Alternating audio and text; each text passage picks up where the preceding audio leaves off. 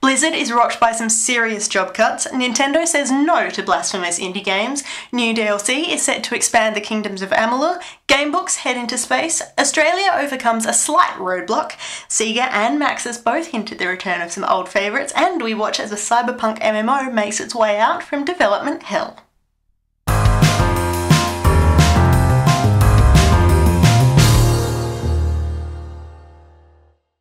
Hi, I'm Jessica Citizen. Massive job cuts have hit Blizzard Entertainment, creators of World of Warcraft.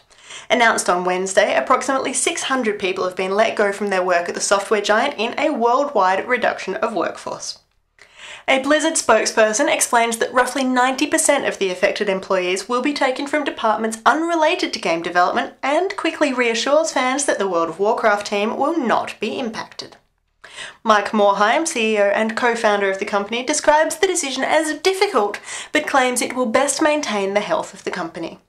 He goes on to state that Blizzard will continue to develop, iterate and polish Blizzard Dota, Diablo 3, Mists of Pandaria and the new StarCraft 2 expansion, plus other unannounced projects.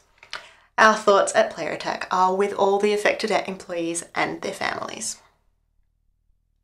The next time you load Lumines' Electronic Symphony on your shiny new Vita, think about the fact that the game was very nearly very different. James Mielke announced this week that when Q Entertainment was first looking to deliver an all-new Lumines experience, the development team originally considered attaching the game to a big license. In this case, the license was a musical act, and what better group than the electronic composers themselves, French duo Daft Punk. Apparently everybody was on board with the idea of Daft Punk Lumines, Mielke, Q, both faceless men behind the decks, and even the powers that be at Ubisoft, but alas, the recording schedule for Tron Legacy got in the way, meaning that Daft Punk were unable to contribute. There's been no statement on whether or not the concept has been scrapped completely, so don't give up hope. You also shouldn't give up hope if you've been looking forward to playing The Binding of Isaac on a portable device. Developer Edmund McMillan revealed that, after much deliberation, Nintendo has said no to a 3DS version of the PC-only release, and it seems that the game's close ties to religion are what got it in hot water. The game is inspired by both Nintendo's classic Zelda series and the biblical story which sees God ask Abraham to sacrifice his own son to prove his faith in the Lord. Nintendo reportedly has more issues with the second point. Following the knockback, Macmillan is already moving on, reportedly looking towards Sony platforms for the game's next release. Now, the in-game map for Kingdoms of Amalur Reckoning is by no means small, but it's about to get even bigger thanks to the first batch of DLC announced by 38 Studios. The Legend of Dead Kell is set to arrive on all three major platforms starting March 20th, and brings with it an entire new continent, expanding the in-game map by 15%. There's also, of course, a new bunch of enemies, dungeons, items, armour, shields and weapons, the ultimate in-player housing, plus an epic new questline complete with side quests and colourful characters. If you like adventure and want something to tide you over until the new download arrives, may I point you towards the App Store. Indie developer Tin Man Games has just released its 8th interactive gamebook adventure, and this time it's taken to outer space. Infinite Universe delves into the worlds of science fiction, something the fans have been demanding since day one. It also marks another first for the developer. You can grab this one right now, absolutely free. Consider it a taster, a tease of what's in store. You'll get the first 300 sections of the game all to yourself, and then you can decide whether you want to pick up the remaining 5 chapters for 99 cents each, or all at once in a bundle for $3.99. Also offering a try before you buy option this week, Guerrilla Games, developers of Killzone. The developers have taken out the scalpel and neatly separated the entire multiplayer element of Killzone 3 and stuck it onto the PlayStation Network store as a standalone release for anyone to come and have a play. The new game, called simply Killzone 3 Multiplayer, is completely free to play, up to a point. Once you get hooked and rank up to Sergeant 1, you'll have to fork over $15 if you'd like to advance and unlock the game's trophies. Of course, if you don't want to, you can simply put down the 6-axis and walk away. Now we've got a quick update for those of you concerned about Australian politics. While everything else was in turmoil this week and nobody seemed quite sure just who was actually running the country, the inquiry into the R18 rating for video games has come back with a single clear recommendation.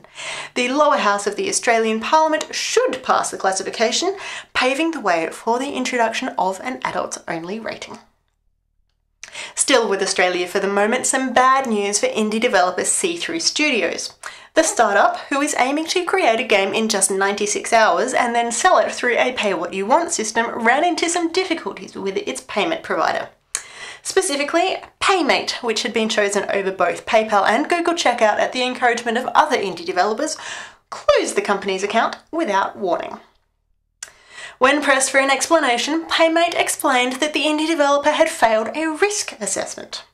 "We don't work with online games companies," they said, "because teenagers use their parents' credit cards to buy games and then we end up having to refund them."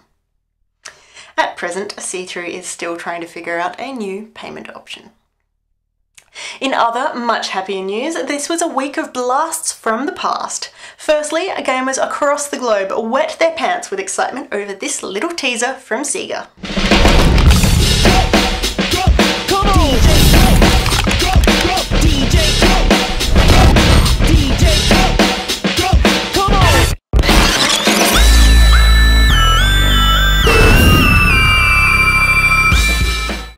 Yes, Jet Set Radio is back on the air, heading to PS3, Xbox 360 and PC a little later this year, suggesting that the company is now sick and tired of people asking for a reboot.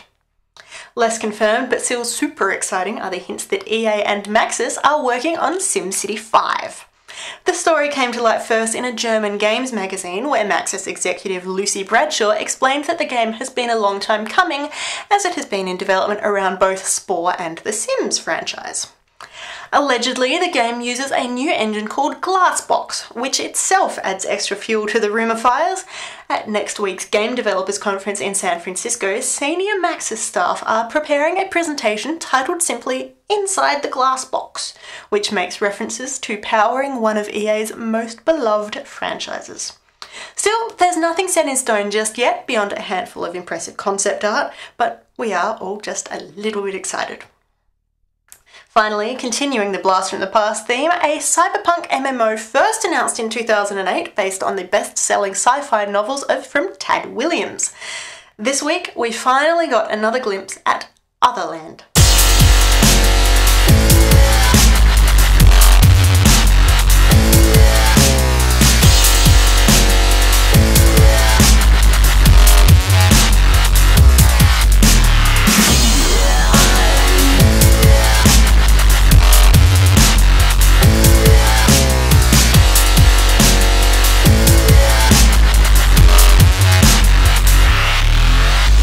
Otherland is currently in development at DTP Entertainment and Real U, and we're promised a free-to-play MMO later this year, with beta testing kicking off real soon now.